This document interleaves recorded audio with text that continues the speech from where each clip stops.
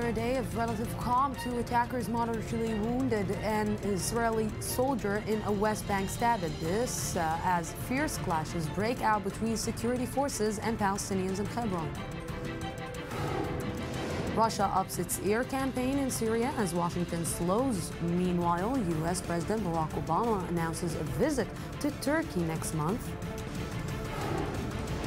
And Beijing accuses the U.S. of violating its sovereignty after an American warship nears an artificial island in the disputed South China Sea.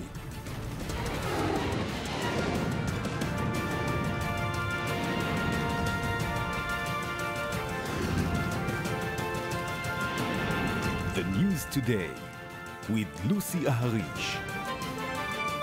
Good evening and welcome to the News Today. Violence continued today in Israel and the West Bank. This evening, an Israeli soldier was moderately injured in a stabbing and clashes broke out in Hebron. Nevertheless, tensions have subsided slightly over the past few days as security measures throughout the country, specifically in Jerusalem, seem to be having an effect. I-24 News military correspondent Jaffa Port takes a look. A drop in the level of violence, but one that cannot be attributed to a lack of intent. In Jerusalem Tuesday, two Palestinian youths aged 16 and 17 were arrested after they were found in possession of an axe and a knife. In the Old City, a 15-year-old was taken into custody for carrying this sharpened ruler while approaching police officers.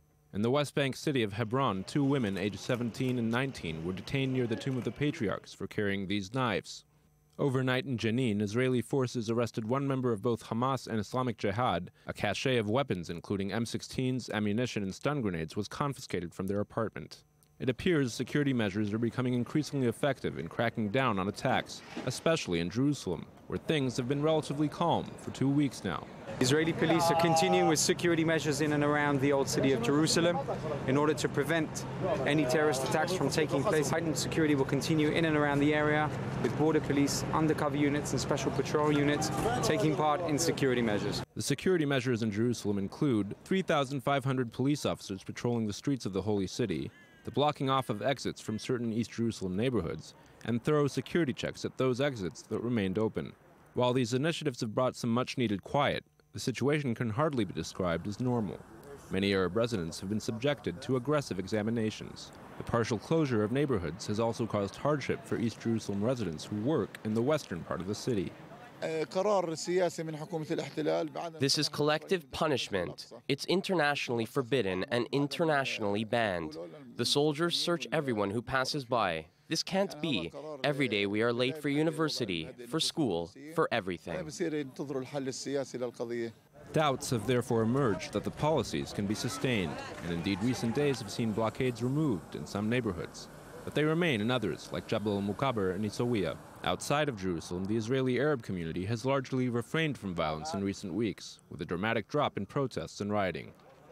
With much of the country under control, the focus of the violence has now shifted to the West Bank city of Hebron and its surroundings, where clashes broke out today as well. In the evening hours, a soldier was moderately injured in a stabbing attack in Gush Etzion in the West Bank. Two attackers were shot dead by soldiers on the scene.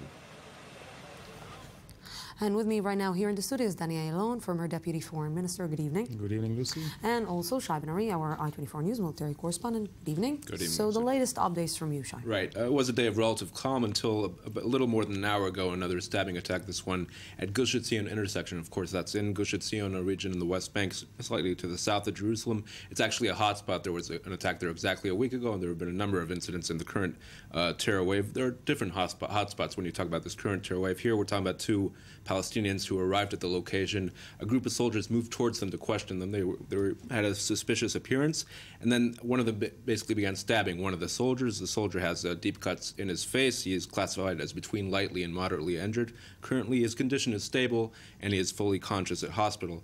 Both of the attackers were shot on the scene. One died immediately. The other was pronounced dead shortly after. So before we're continuing the discussion here in the studio, I just want to go live to Jerusalem, where our I-24 News diplomatic correspondent. Eli Ochenberg is standing there. So, Eli, you know, we heard today Benjamin Netanyahu, or in the last few days, he has been trying to progress with the diplomatic efforts to bring things into calm. But then the deputy foreign minister just makes his life really, really complicated.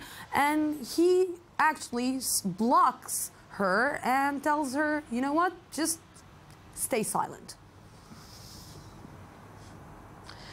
Yes, Lucy. Well, generally, finding solutions to this problematic situation is difficult, not only when it comes to discussions between Israelis and Palestinians or Jordanians or Americans, but also and maybe mainly between among Israelis themselves, and the latest moves of deploying barricades to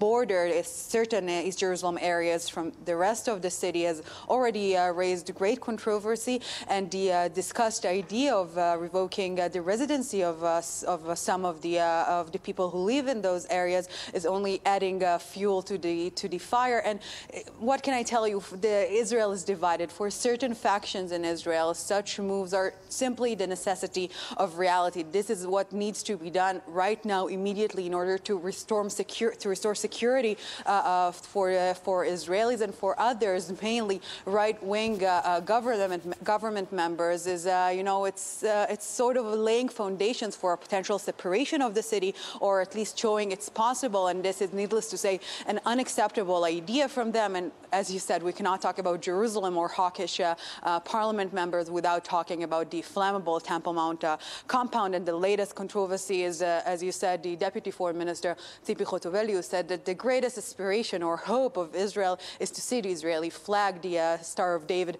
rising above the Temple Mount. And needless to say, again, this is not something that many people accepted easily. And Israeli Prime Minister Benjamin Netanyahu demanded Chotovely, that is, again, I'm mentioning the deputy foreign minister of Israel, to take back what she said, or at least publicly state that this is only her own personal opinions and that does not reflect the government's opinion. And after Netanyahu has been stressing time and again that Israel is not intending to change the status quo, such statements are, very problematic for him and what he's trying to do in the diplomatic arena. Yeah, problematic is to say the least. Eli Ochenberg, thank you very much. An understatement. Yes, thank you very much for that. And somebody who will explain to us exactly how you cannot say things like that, especially when Jordan is saying enough is enough, when Jordan is intervening, when Jordan actually made a big comment and said that it was almost about to just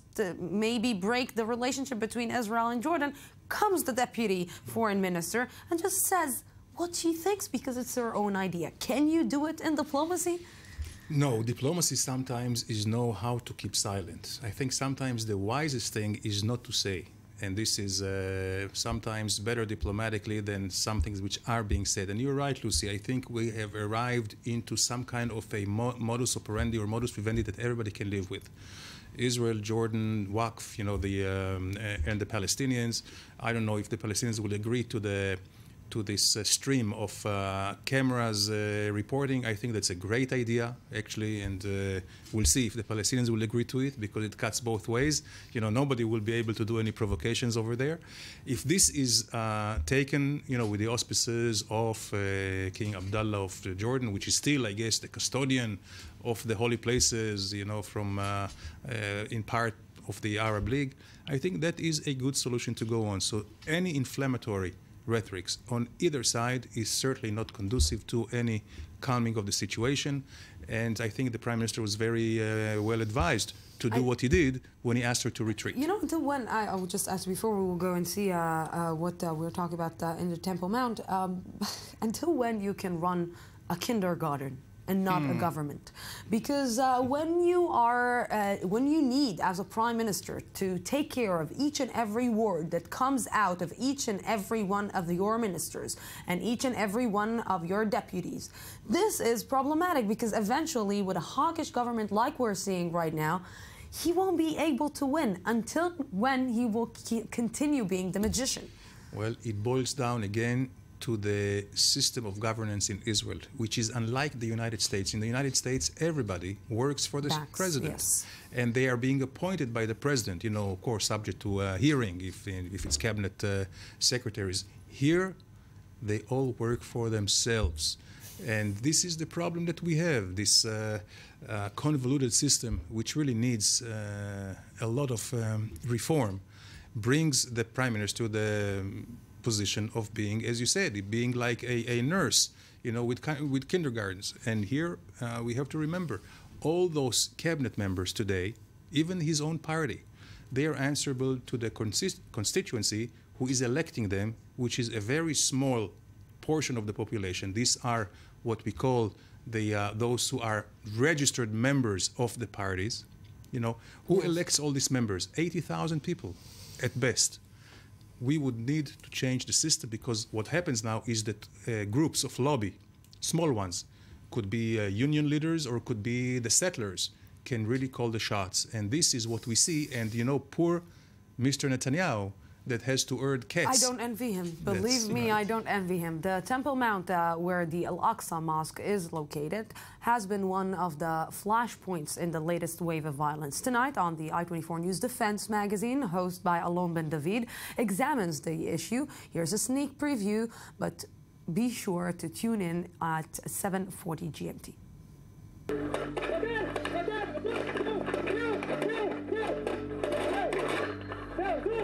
Jerusalem, the city of peace, has been at war for several weeks. And this time, too, everything begins here, a small rectangle 480 meters in length, 300 meters wide. And it's the spark that has been igniting wars for 2,000 years. So here we're on Hashalshelet Street. In some cases, this turns into a serious point of friction when Jews come out, and then outside are the women who yell Allahu Akbar.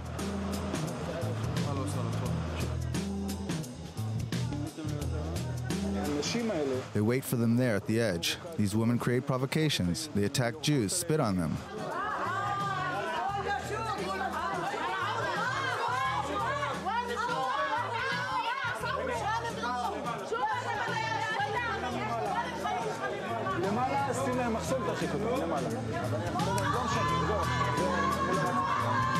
They get a salary for what they're doing. They get a salary. They get a salary for every minute they do this, for every day they're here. They're focused, directed. There's an arm directing this. Israel works to maintain the status quo on the Temple Mount. Together with a few publicized visits, were enough to ignite the flames of hatred. Shai, a lot of critiques was directed towards Benjamin Netanyahu about the way that he handled the situation, and a lot of people said, you know what, this kind of situation, you need to just take the time to know exactly what security measures you need to take, because this is not the terror attacks what we are used to see. This is not fighting a suicide bomber. This is not fighting Hamas. This is fighting lone wolf attackers that just get up in the morning. And eventually what we're seeing is that the security measures that were implemented on the ground, it just worked. It's interesting to point out, you know, when there first was a call for a complete closure on East Jerusalem neighborhoods from the mayor and other people, there was a lot of immediate backlash, criticism from the media and all sorts. And indeed, what we're talking about now is not a full closure. It's basically a somewhat partial closure, and now it's actually being reduced. Certain barriers are being removed. And we've seen that over the past 2 weeks, the measures taken in Jerusalem at least, have been very effective. Basically, there's not been a serious attack for 2 weeks now in Jerusalem. That does not mean the violence has subsided. It has basically shifted, as I mentioned in the piece, to the area around Hebron. The area around Hebron is a totally different story. First of all, most of the attacks are not even in the city of Hebron. They're on the roads surrounding and in Gush Etzion. These are open areas. It's a totally different story when you're talking about securing those kinds of areas. Indeed, there are very aggressive security checks going on at the Gush Etzion intersection where this incident happened today, but it's a much more complicated But story. let's say that when Benjamin Netanyahu can maybe point the finger towards Mahmoud Abbas in Hebron, he couldn't do it in Jerusalem. In Jerusalem, it's his own basically responsibility. Even East Jerusalem, which of course Israel has annexed and is, according to Israeli law at least, Israeli territory by every respect of Israeli law. So that is his responsibility, and the question is, does he want to assume the responsibility? Does the mayor of Jerusalem want to assume responsibility for East Jerusalem neighborhoods, which are lacking in many respects in terms of infrastructure, education, transportation, investment, simple investment in the quality of life in East Jerusalem? It's a whole big issue that I think will get a lot more attention than it has in the past. You know, seeing the situation as we saw it happen and deteriorated like in the last few months, will Jerusalem stay united forever like Benjamin Netanyahu wants? That was the big question. And I think this is why the mayor of Jerusalem and even the government were getting a lot of flack, especially from the right wing. You know, that they are actually de facto dividing Jerusalem. At the end of the day, I'm reminded of what Ehud Barak in 2000, Camp David, offered Arafat. He said, listen, let's be logical. Jewish neighborhoods of Jerusalem will be Israeli. Palestinian neighborhoods will be Palestine. But of course, what do you do with the Temple Mount? So he said, the Temple Mount, let's do a split sovereignty. On top of the mountain, there is the mosque. You will be sovereign. Underneath, where there all the archaeological digs show the proof of the Jewish temple, Israel will be sovereign. Split sovereignty. But Arafat, unfortunately, did not take it. At the end of the day, hopefully, we will have leadership that will be reasonable, will be fair, will be trustworthy, and basically will have the vision and the courage to do the right things. Danny Ayalon, thank you very much. Ivan, thank you very much. And we're going to Syria. Russia is striking with increasing frequency and force in Syria as Washington's air campaign is reportedly slowing. This comes as U.S. President Barack Obama announced he would visit Turkey next month. I-24 News correspondent Ayman Siksik has more. Russia is stepping up its military campaign in Syria. The Russian Air Force flew 164 sorties in 3 days, reportedly striking 285 Islamic State and Jabhat al-Nusra targets. The country claims to have destroyed more than 800 IS targets in Syria since it began its campaign a month ago. In 59 raids in the past 24 hours, Russia's Air Force has hit 94 targets in the provinces of Hama, Idlib, Latakia, Damascus, Aleppo, and Dir ez-Zor. Despite the offensive, the Islamic State claims it has taken control of a major checkpoint in the Syrian city of Aleppo, calling into question the success of the ongoing international air campaign. On the outskirts of the strategic city, Syrian rebels were engaged in intense battle with regime forces over the weekend. But IS strongholds in Syria have also been targeted by another country, Turkey. Turkish police have been on high alert for IS operatives within its own borders, detaining 30 people on Tuesday in the Anatolian city of Konya. When the clashes started, we saw the smoke above the house over there. I heard Allahu Akbar. We didn't know who it was, Daesh maybe. We don't know. And this morning we saw a body in the street covered up. Turkey's involvement in the Syrian war is growing as it also hits Kurdish rebels in the country. As such, U.S. President Barack Obama plans to visit Ankara in mid-November. This as Washington has reportedly slowed its airstrikes against IS targets in Syria. The event will therefore juxtapose the leader of the free world against Russian President Vladimir Putin, who has taken the lead in Syria alongside its own leader, Bashar al-Assad. And with me here in the studio is Ali Wakat, Senior Middle East Analyst. Good evening. Good evening, Lucy. And also Dror Zevi, Middle East Expert at the Ben-Gurion University. Good evening. Good evening. Before I will start with you, I want to go to our Laura Wills, who is a journalist in Istanbul. He's with us right now via Skype. Good evening. Good evening. So what is the purpose, suddenly, of the meeting between Turkey and the United States? Well, the G20 is coming up, and the United States is expected to attend, and so President Obama will be coming. Now, what will be spoken about between President Erdogan and other Turkish officials and President Obama, we can guess, but we don't know exactly. Certainly, Syria will be high up, and especially the fate of the Syrian Kurds This is really a tug of war between the United States and Turkey at this point. You know, how deep would Turkey want to be involved right now in what is happening in Syria, especially after the Russian intervention there? Well, we'll see. But today, Prime Minister Davutoglu, he said that Turkey will act if the Syrian Kurds try to cross the Euphrates again, like they did on Sunday. No one was killed, apparently, in those attacks on the YPG Kurdish fighters on the Euphrates, who were on their way to attack ISIS. So, in essence, at least by default, Turkey is protecting ISIS. Prime Minister Davutoglu seemed determined, and he said this is something that we will not accept. President Erdogan said on Monday that they really considered a threat to have a Syrian Kurdish autonomous region on their border, and they will never accept it. They will do anything to prevent it. So we will see. But I do think that considering they're going into northern Iraq, into the KRG to bomb PKK positions, and that's actually an ally of theirs, well, I think we could see almost anything, actually. Yes, Laura Wells, thank you very much for this. And let's talk a little bit, gentlemen, again, thank you for being with me. Let's talk a little bit about the U.S. Deciding just to take a step down or to take a step back from the air campaign and to give the stage to Syria. Is it a smart move? To give the stage to Russia, I'm sorry. I'm not sure that this is what the Americans are doing for the moment, but it is obvious for at least that the Americans are trying to avoid any kind of confrontation with the Russian. But as you mentioned in the introduction, they are trying to build a parallel power with Turkey and with other Arab Gulf countries in order to try to balance, to equilibrate what the Russians are trying to do in Syria.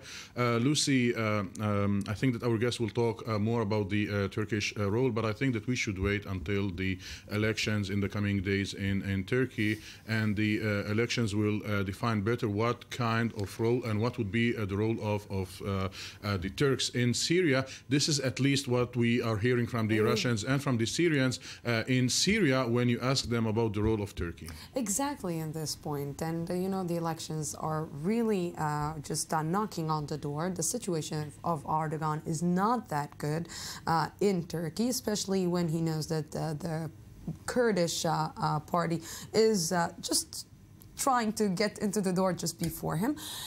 This puts the Syrian agenda really very on the top of the list, or it's just like, just right now I have bigger things to worry about?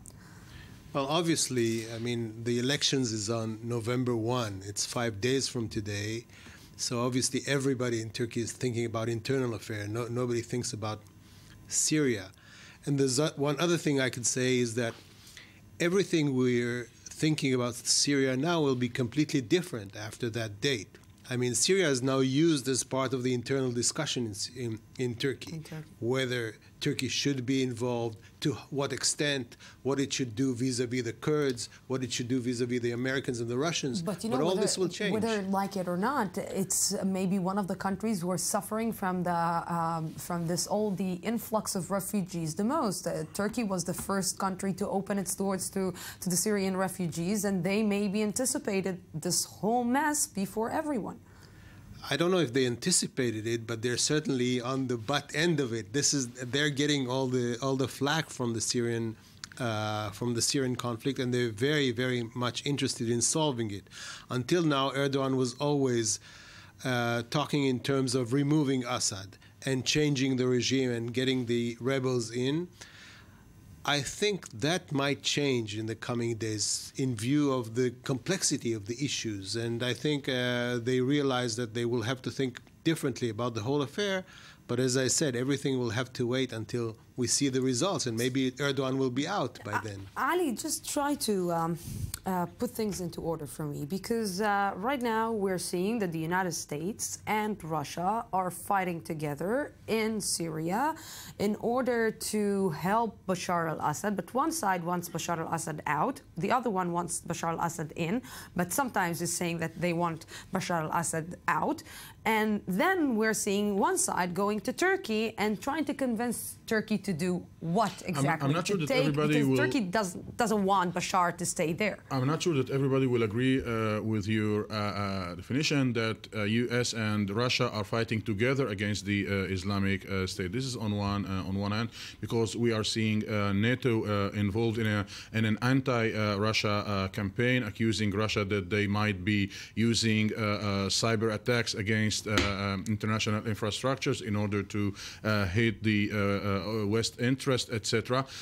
This is on one hand. So for the moment, they are trying to coordinate. They are not fighting together because their whole vision for the region is totally different. Now, when it comes to Russia and Turkey, I think the priority of the Turks remain the Kurdish issue, despite some attacks that the Islamic State had carried in Turkey, or at least claimed to be responsible for in Turkey. But the top priority of the Turks remain the Kurds, and to fight against any Kurdish group, not only the PKK, any Kurdish group that might raise the issue of a Kurdish entity, a Kurdish independence.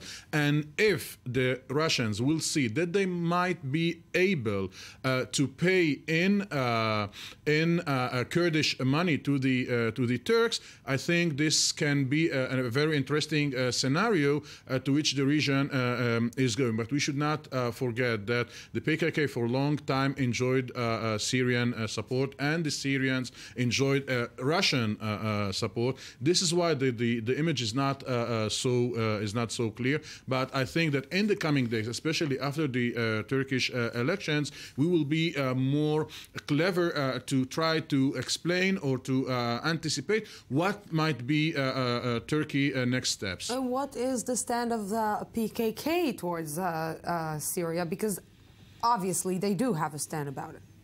Yes, the PKK have a stand about Syria, but it's not that important because their fight is inside Turkey. They're not really interested in the Kurds fighting for their independence inside Turkey, inside Syria. They're more internally oriented. But as Ali said, the government here is thinking in terms of fighting any Kurdish force that tries to establish some kind of independence on the Turkish border on its Syrian side. So in that sense, Turkey is just fighting against any kind of Kurdish force, whether it's pro-Assad or against Assad, whether it's part of the rebel forces or against them, it doesn't matter. It just fights. What are the chances of Erdogan actually winning this round of elections? I think they're slim unless he really tries to play dirty. It seems all the polls say that these elections are going to be a repeat of the former elections, more or less, with perhaps even more power to the opposition. So unless he plays dirty, he will lose. He will warn the Muslim Turks that the Kurdish Turks are rushing to the polls. So like Benjamin Netanyahu. Maybe you should pick up the phone and speak with Benjamin Netanyahu about that. Gentlemen, thank you very much for this. We're going out for a small break, 2 minutes, and I'll be back.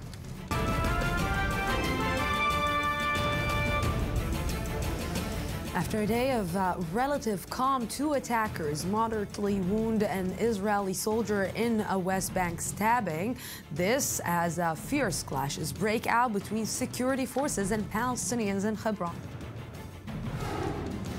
Russia ups its air campaign in Syria as Washington slows. Meanwhile, U.S. President Barack Obama announces a visit to Turkey next month.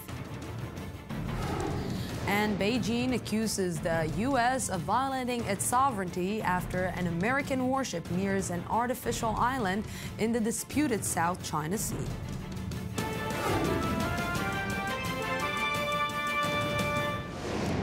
Welcome back to the news today. Beijing slammed down Washington today for sailing a warship close to its artificial islands in the South China Sea, calling the move a threat to its sovereignty. It is the latest point of contention between the world's 2 biggest economies. I-24 News correspondent Michal Divon has the story. Tensions are rising in the South China Sea after a U.S. warship sailed close to Beijing's man-made islands Tuesday. The Chinese government issued a strong rebuke, calling the move illegal and a challenge to its territorial sovereignty. China will resolutely respond to any country's deliberate provocations. We will continue to closely monitor the relevant seas and airspace and take all necessary steps in accordance with the need. We strongly urge the U.S. side to conscientiously handle China's serious representations, immediately correct its mistake, and not take any dangerous or provocative acts that threaten China's sovereignty. The diplomatic row was sparked after the U.S. Navy sent a missile destroyer within 12 nautical miles of at least one of the land formations in the disputed Spratly Islands. The U.S. does not recognize Chinese sovereignty over the area, waters with many overlapping territorial claims by numerous Asian countries. The U.S. launched its Freedom of Navigation Operation Tuesday, a series of exercises aimed at testing China's territorial claims. The patrol by the USS Lassen was the most significant challenge yet by Washington to the borders China enforces around the islands. The move is likely to further inflame tensions in one of the world's busiest sea lanes and comes against the backdrop of already prickly relations between the world's two biggest economies. While the operation is considered by China as a serious challenge, according to a U.S. defense official, the drill is being undertaken in accordance with international law. And with me right now here in the studio is Amir Oren, defense and government analyst for Haaretz Daily newspaper. Good evening. Evening, Lucy. How much of a big clash is this, or is it another one of the poking you in the eye and just running away? They used to say peeking you before Peking became Beijing.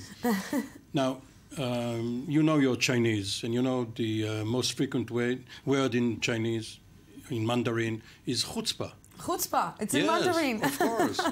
Now, there is the law of the sea. There are maritime conventions according to which navies operate. And there is, of course, the 12-mile limit around a territory. So what is the chutzpah here? The Chinese have built these artificial islands, and they say, this is our territory. Obviously, everybody can do it. You can go to the South China Sea, pour some concrete on a reef, and call it Lucy Island, and put your flag on it and Sounds say this. very good right yes. now. Now, the Chinese, of course, have a long-range scheme.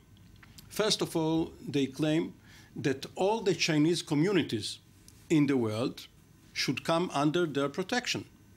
This could be in Singapore, this could be in Hong Kong, which is part of their territory, in Taiwan, of course, but also in other places. This is not too different than what some Israelis say about Jewish communities. Now, in addition to that, they say that the South China Sea, even 1,000 miles from the south of China, is their sphere of influence.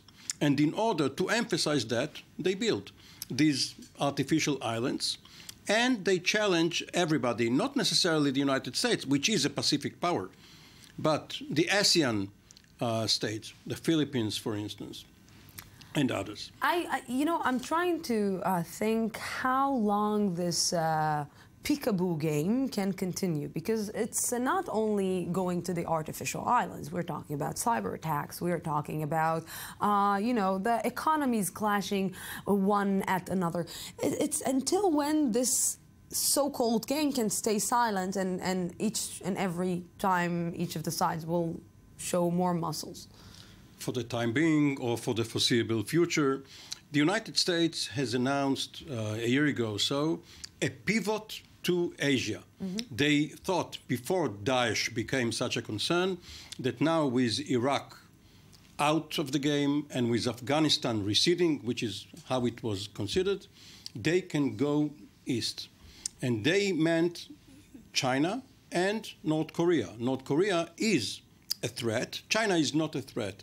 But when the Pentagon builds its military force, they call China a near-peer competitor. It is not equivalent to the United States in military power, but it is getting there. So for the next few years, and until a new president is inaugurated January 2017, we won't see a clash. But down the road, especially if there is a Republican president... Exactly at this point, what are the chances with a Republican president, and it won't get any worse? It may get worse, even though under Nixon and Kissinger, Republicans, the opening to China occurred. but it could get to a clash down the road. Economically, the interests are for cooperation. Yes, Amir Oren, thank you very much for this. Just give me the bureaucracy about how to go and build an island in, like... and it's chutzpah. It's chutzpah. New Chinese word, chutzpah. Yes, the death toll has surpassed 300 following yesterday's devastating earthquake that struck Afghanistan and Pakistan. Residents of remote villages in both countries buried their loved ones today as the search for possible survivors continues. I-24 News correspondent Or Shapira has the story. A day after a devastating earthquake rocked Afghanistan and Pakistan, rescue efforts are underway. According to officials, the death toll surpassed 300 people, more than 200 of them from Pakistan. In addition, 2,000 people were injured. Pakistani Prime Minister Nawaz Sharif paid a visit Tuesday to the hard-hit town of Shangla. We have made all arrangements for those injured in the earthquake, and a team of doctors has arrived from Islamabad, and we will not bear any negligence in this regard. Pakistan has sent out aircraft, road-clearing teams and military personnel to remote areas of the country. And while Islamabad and Kabul are in the midst of a fierce battle against Islamic extremists, the Taliban said it would not stand in the way of the relief efforts and ordered its fighters to help the victims. Afghan President Ashraf Ghani also called for solidarity. I demand all Afghans, my fellow countrymen, to help each other if they are in the affected areas. Also, I ask every Afghan to provide accurate information on the casualties and damages so we can start managing help for those who need it. In the Afghan city of Takhar, a mass funeral was held for 13 girls who were trampled to death while trying to escape their school. But even as rescue efforts continue, most people of these devastated areas are hoping for a miracle. Yes, and joining me right now is Bilal Sarwari, Afghan freelance journalist. Good evening. Thank you very much for joining me.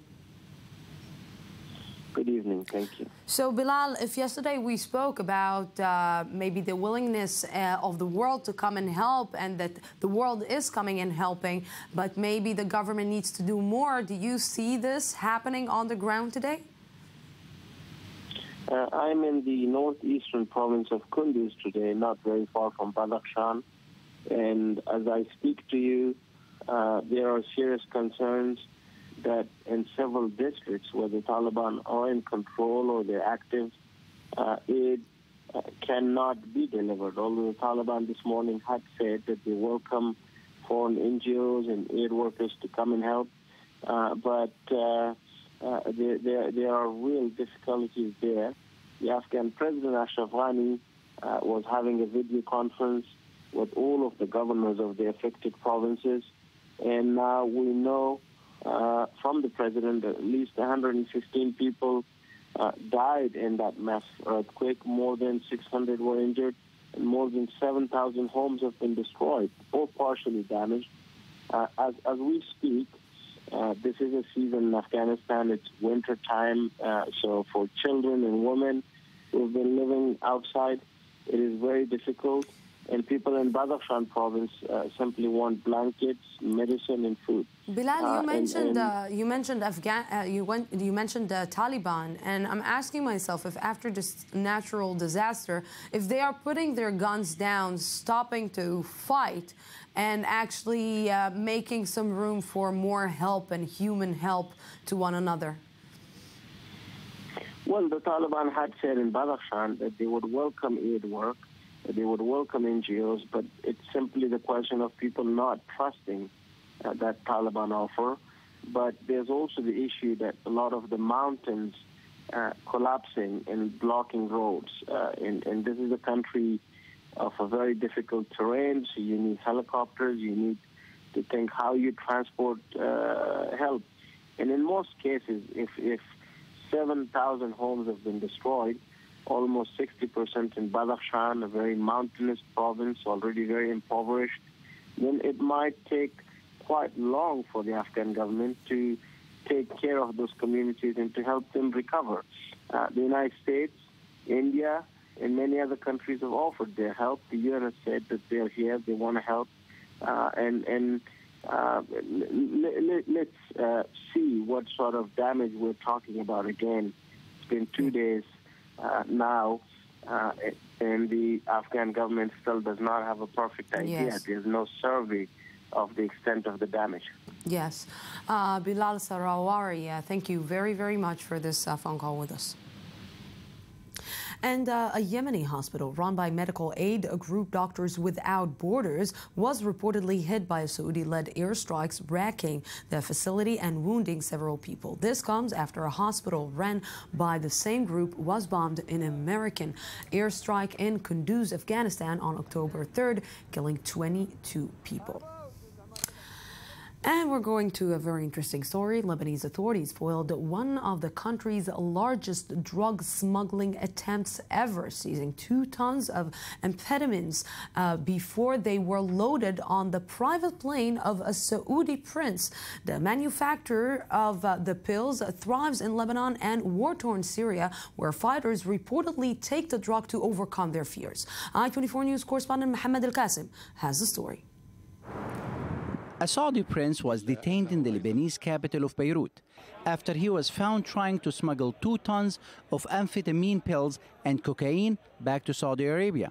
Security officials said Prince Abdul Muhsin bin Walid bin Abdulaziz Al Saud and 4 other Saudis are being held and questioned by Lebanese Customs Authority. According to Lebanon's Al Jadid TV station, the drugs were packed in 40 boxes and labeled with the prince's name and official Saudi tags. The high-profile arrests have tightened political tension between the leader of Al-Mustaqbal movement, Saad Hariri, who has close ties with Saudi Arabia, and Hezbollah, which accuses Hariri of working to get the prince released. Alarmingly, the amphetamine in question, named Captagon, has been used by Islamic State fighters in Syria and Iraq. The huge amount of drugs confiscated begs the question, where and to whom were they destined for?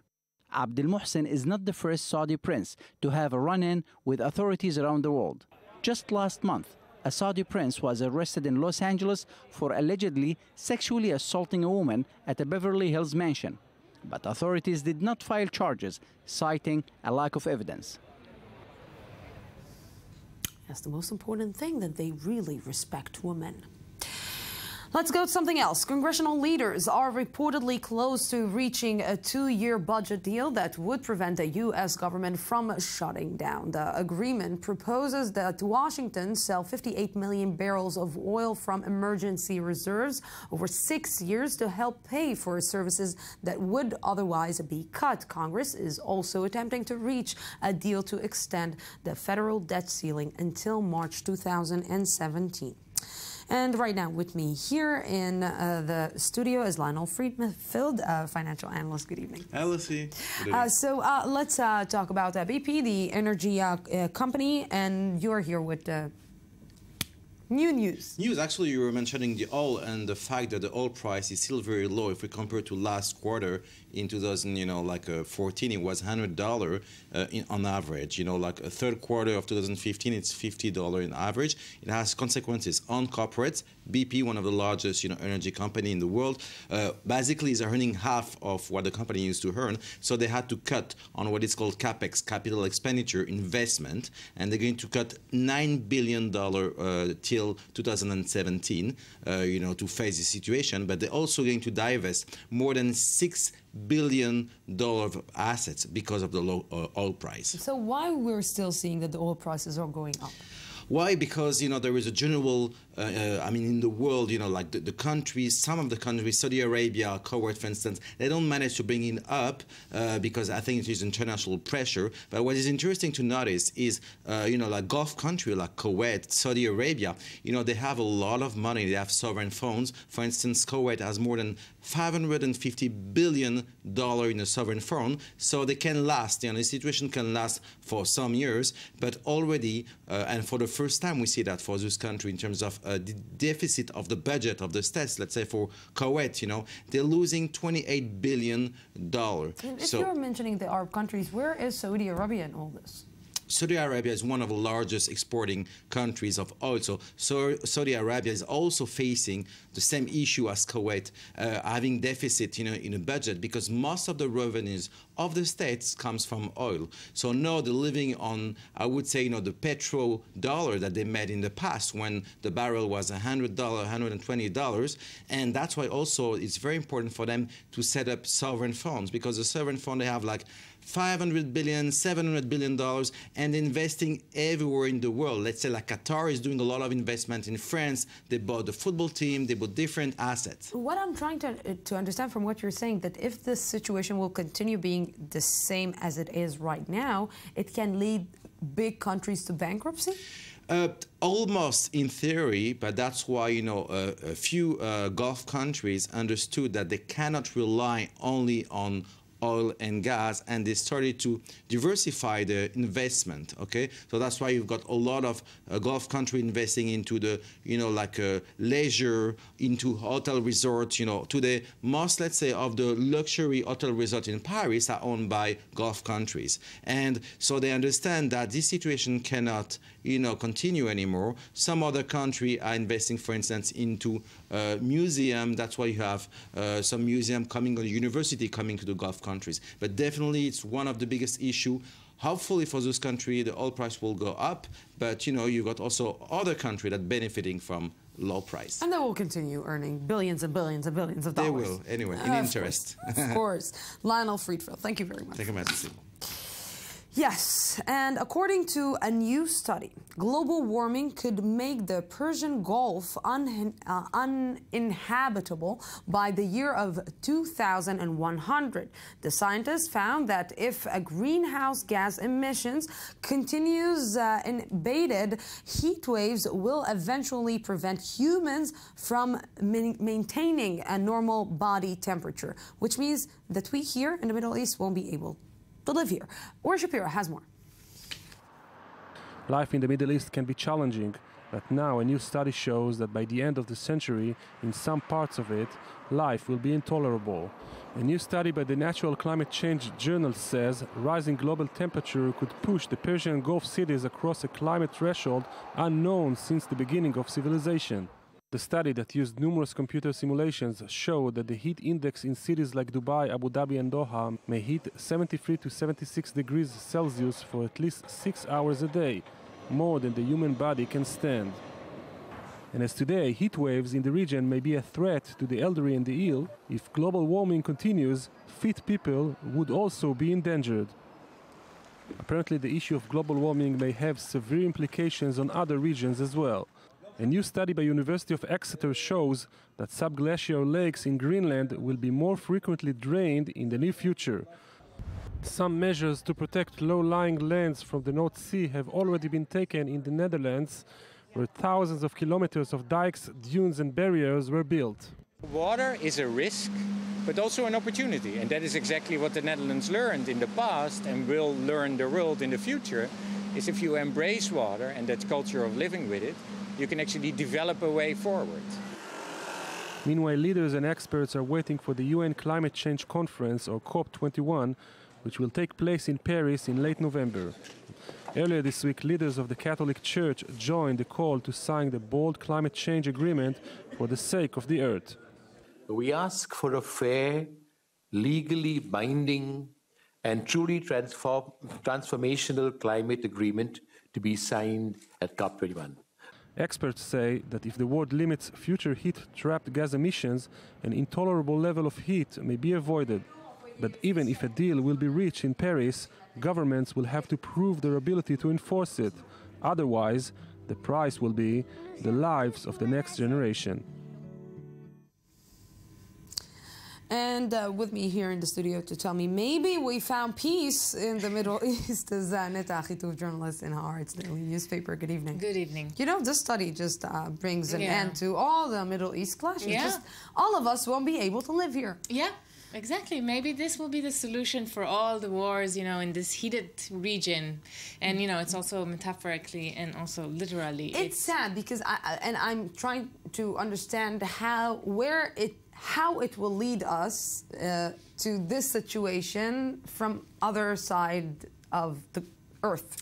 So it's very interesting because this research, it's an MIT research, it's, you know, respected, everybody believes it. And their research is, if we are going business as usual and we're not doing anything, this is what will happen.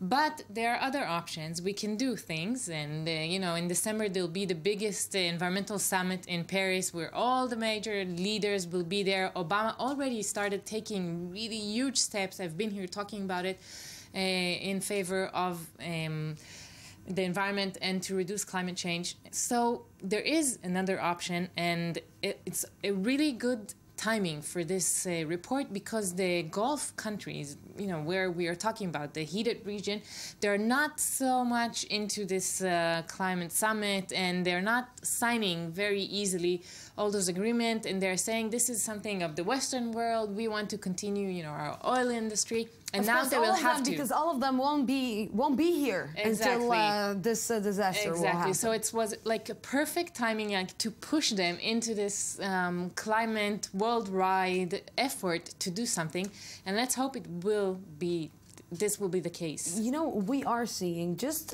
even here in Israel, we just saw what happened 2 days ago, just a mini storm that almost just wrecked everything here in Israel just in 1 hour.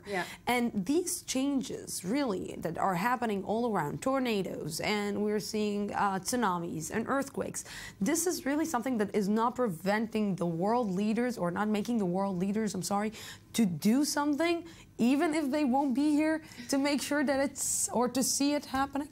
I think it does. The weather is going quite extreme, going crazy all over the world, and they're aware of it. And yeah, in this coming December, I think the leaders will sign things. Obama, as I've said, is doing.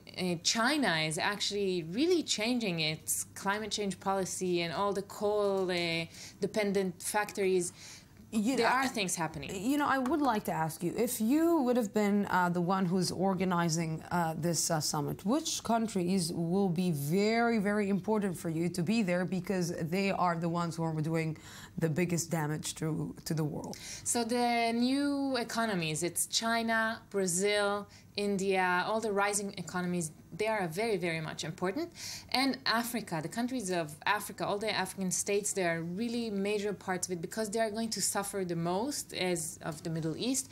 And they are actually, they're not developed yet, they are developing, so they can actually start a new, fresh start, unlike they didn't have the Industrial Revolution. So they can actually start with, you know, a solar panel instead of a coal-dependent power source. Yeah, the question will remain, who wouldn't like to lose so much money in the process that they won't let them be educated that fast. Exactly. Money is an issue, as always. As always. Netachitu, thank you very much for Thank you. For the first time, and somebody right now in the name of Charles Biblizer is really, really surprised, but for the first time in more than 100 days, someone other than Donald Trump is leading the Republican presidential race. That's according to a new CBS News CBS News and New York Times poll that shows retired neurosurgeon Ben Carson leading nationally with 26% to Trump's 22-point. Released ahead of Wednesday's third Republican debate, the survey follows a string of Iowa polls that show Carson also pulling ahead in the caucus state. And yes, Charles Biblizer is not here, but he will respond next week on Monday, or even tomorrow. I will bring him to respond about that. And but now somebody else who's going to talk about Carson, but from a different perspective, is Ayman Siksik. Good evening, Lucy. Let's talk about the other side of Ben Carson. Yes. He wrote a book, although we are hearing some I won't continue the sentences from him. Yes, well, it's a good week to be Ben Carson. His new book is out, he's rising in the polls, and the book comes just in time because it really does give you an idea about what his possible presidency would be like. This is a book about his view of the American Constitution, a very important block in American beliefs and American politics. And it's a doozy. The things that he thinks about the Constitution are really, really important to read. Now, one of the things he's not too passionate about is free speech. He's saying political correctness has really diverted people away from the true meaning of free speech, that the liberals, again, this is a word that people on the Republican side of the map like to use a lot as a derogatory term. The liberals have misinterpreted what free speech is all about, and he reads the Constitution really throughout the book. Somehow it seems like the Constitution supports every political belief that he personally has. How does it going to work when he is going to be, or he is actually running to be the president of the United States if he doesn't see the Constitution constitutional? Well, you know, it's funny to look at the polls recently because Hillary is also rising. And Hillary is, of course, would be, if she's elected, the first woman president. A liberal. A liberal. Yes. And one of the things he's most passionate about prohibiting is abortion in any case, even in cases of rape. He's recently likened abortion to slavery. He's saying just as slave owners have done whatever they want with the slave, so does a woman do whatever she wants with the baby, and this should be banned. She does whatever she wants with her body. Well, not according to Ben Carson if he's president, Lucy. Okay. Should we read the book? It's Do you a recommend very, it? very interesting read just to know what America is headed for if he's elected. Donald Trump, Ben Carson, yippee-ki-yay. Ayman Siksik, thank you very much for this. Thank you, Lucy. Fun, fun, fun. We're going out for a small break, 2 minutes, and then I'll be back for the third part of the news today. Don't go anywhere. We will talk about BDS against Israel.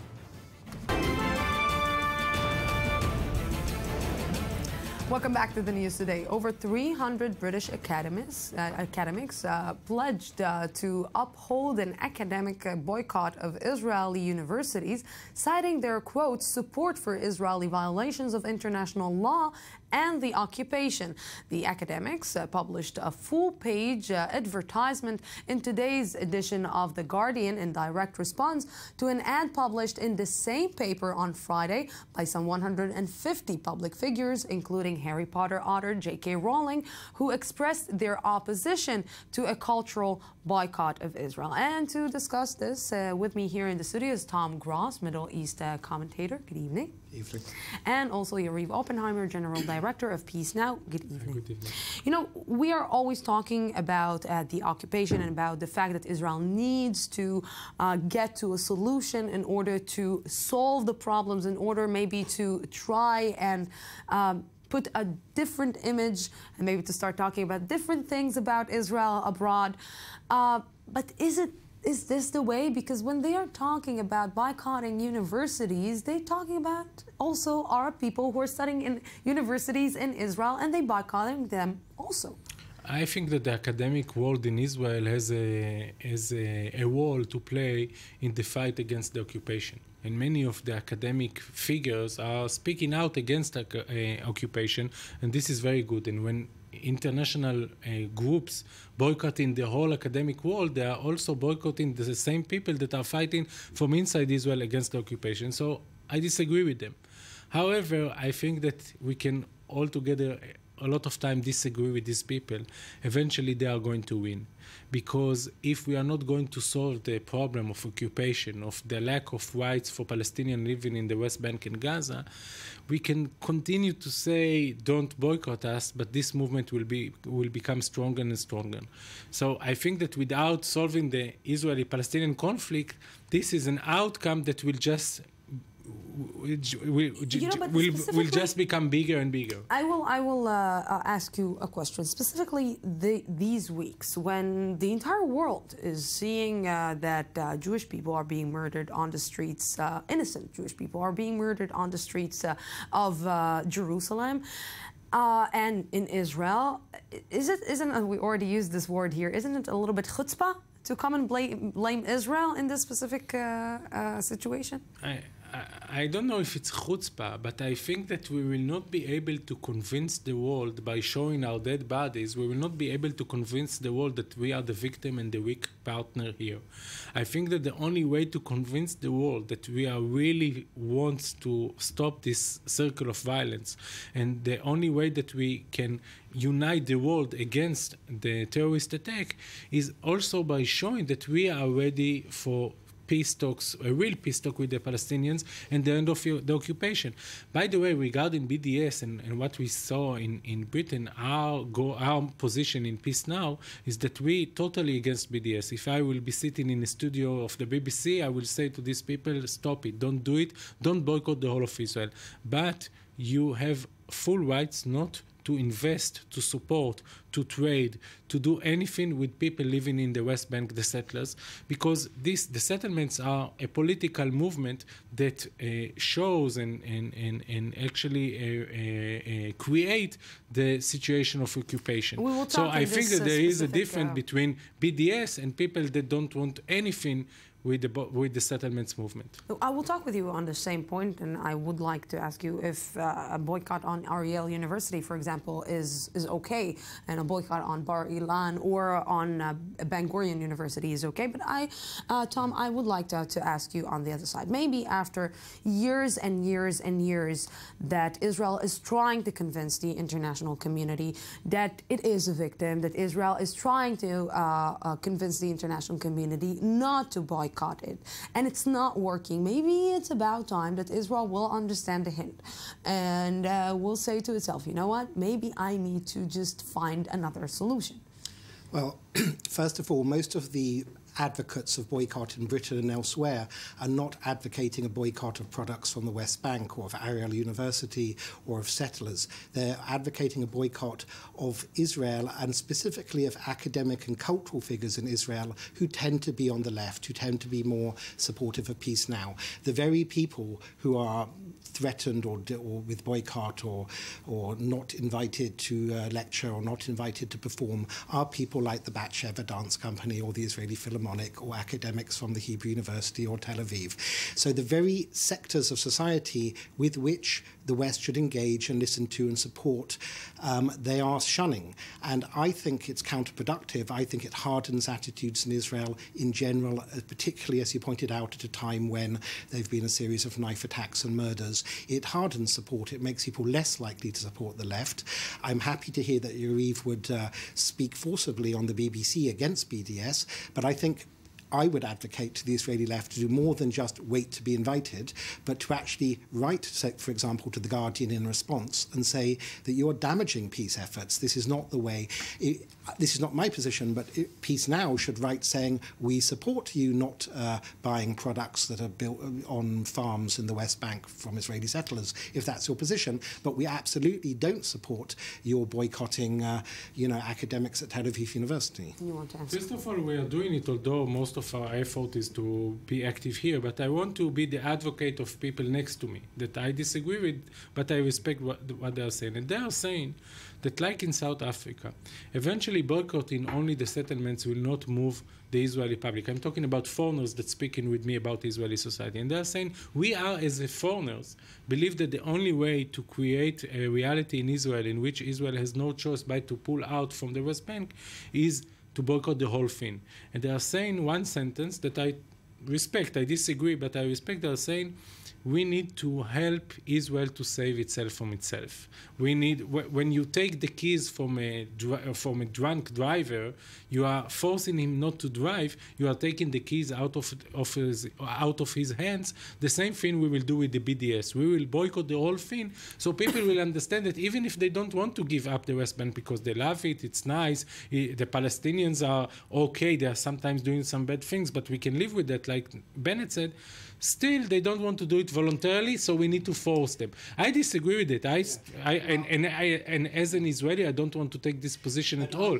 I don't think so. I think that the centre ground, which is the ground that is not voting for the left consistently in the last few Israeli elections, that you need to vote for Labour or parties to the left of Labour, I think they're less likely to come to come back to the so-called peace camp when they feel the whole world is against them, especially since if you look in detail of the boycott calls, a lot of the people advocating for them are against the existence of the State of Israel. There's sometimes a tinge of anti-Semitism attached to it against Jews in general. Sometimes I have to point out that it's actually nothing to do with Israel.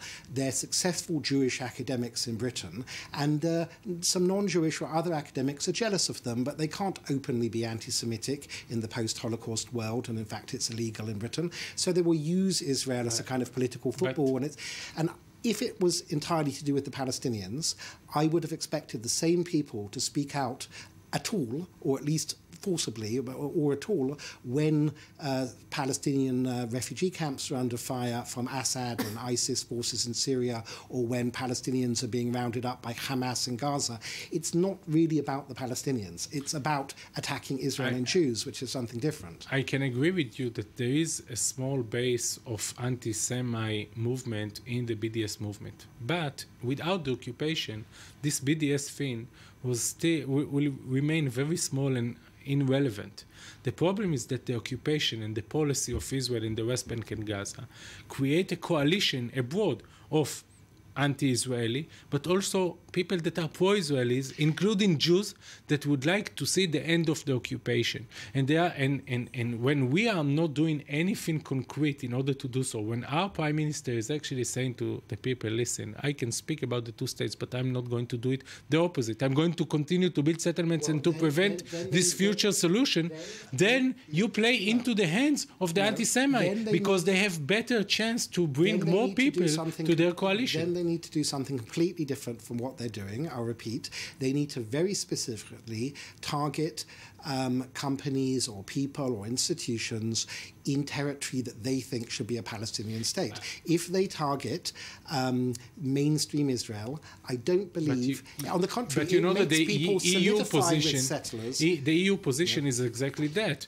to not to trade anything with the West Bank. And the reaction of the Israeli government is that this is also anti-Semite. I would like to ask this, but when you don't trade anything with the West Bank, it means that you also prevent, and this is what is unfortunate because they don't know the situation on the ground. You prevent work from a lot of Palestinians who are working in these factories, who are working in these places. So basically, you are even, if today we're saying that the most important thing for a person is to bring food to his family, to have a job, to send his daughters and boys and girls and boys to school or to universities, when he won't have a job, he won't be able to do that. I disagree with when you're that. boycotting Israel and the settlements, you're also boycotting the Palestinians. I disagree with this claim in two levels. The first level is the principal one, in which I don't believe that we need to take advantage of people and to erase their ambition for independence